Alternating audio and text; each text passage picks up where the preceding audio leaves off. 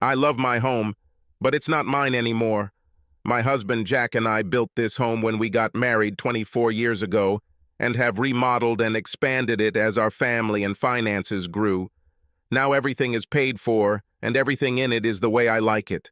It's not a mansion, but it's a beautiful home. We have a pool and hot tub in the back of the house and overlook the lake with abundant bird life. And alligators and snakes. This is the South. Mosquitoes and midges meant we had to close the pool and hot tub. If you live here, you must negotiate with the local wildlife. I have so many memories here. The excitement of being newlyweds, growing up as husband and wife, the birth of our two daughters. The memories of them growing up are the hardest things to leave behind. But Jack is divorcing me for a younger woman, so isn't this a classic? I'm guessing he's in the midst of the famous male midlife crisis. I'm 45 and he's 47. We have two daughters, Barb, 23, recently married, pregnant, and living here in town, and Jill, 21, who's in high school. Financially, we are making excellent progress. Jack is the CEO of a small but very profitable electronics company. I'm just a high school math teacher, so I don't have Jack's financial resources. I'm taking a lot from Jack because he wants to leave, but he can afford it. He's going to buy out my share of the house. The house is valued at $427,000, so he will pay me $213,500 cash for my share when we sign the final divorce papers in a few weeks. I can't afford to buy him out, which I would love to do, but I just can't financially. I really have no choice. He and his new love will live here in my beautiful home. I try to hate her, but I really can't. She's a sweet, bubbly little girl who is just so in love with Jack. Her hormonal development surpasses her intellectual evolution. God bless her. She looks like a puppy who just peed on the floor. You're furious as you wash up the pee, but you just can't be mad at her and her clumsy attempts to be a grown woman. Only 24 years old, a year older than Barb. It won't last long. Now about Jack, I can hate him. Well, it's all ancient history now. This is my last day here with my memories. Jack is at work, so I have the house to myself. Just me and my memories. This afternoon, I will take my last things to my new apartment and leave the house keys on the table.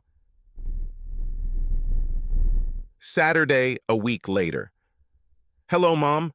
Wow, it smells so good. Barb stopped by my new apartment for coffee while I was just taking her favorite apple pies out of the oven. She was the epitome of a happy, excited young mother-to-be. It was good to see. We each grabbed a cup of coffee and sat down at my cramped little dining table. I sighed. I really missed the beautiful view of the lake from the house. I loved drinking coffee while sitting at home and just looking out the window. Barb asked, "Mom, were you at home?" "No," I answered. "Why should I go there? It stinks there." "It's horrible." I arched my eyebrows at Barb. "Does it stink? What are you talking about?" "It stinks." "Well, you know, like a stinking, rotten corpse. Dad and his chick are going crazy. They had all sorts of people there cleaning and trying to find what was causing the stink. Neither of my daughters adjusted well to divorce. They were furious with Jack and despised his fiancée. They both called her bimbo to her face and refused to call her by her real name. Neither girl planned to attend the wedding. Barb, honey, you and Jill are going to have to come to terms with this divorce and Jack's remarriage. It will make your life more enjoyable. Never. Jill and I are furious with the way Dad treated you. I'm fine. Do not worry about me. I changed the subject. So they can't find the source of the smell. Is it really that bad? Yes, it's really disgusting. They moved into a motel and the bimbo is looking at other houses. He says he will never live there. Well, we moved on to other, more pleasant topics. Final documents. The following Monday afternoon, Jack, I, and our attorneys met to sign the divorce papers and make the final financial transfers. We said goodbye after the sad events that ended our 24-year marriage. Walking towards the door, I said to Jack, "Barb says something died in the walls of the house or something and the smell is terrible." Jack blushed and exploded. You can't imagine it. We had to move to a motel. My fiancée is currently looking for new houses. She says that she will never live there. Never. The damn real estate agent says we can't even put the house on the market that stinks like that. I don't know what to do with this damn thing. Jack, you know I love this house.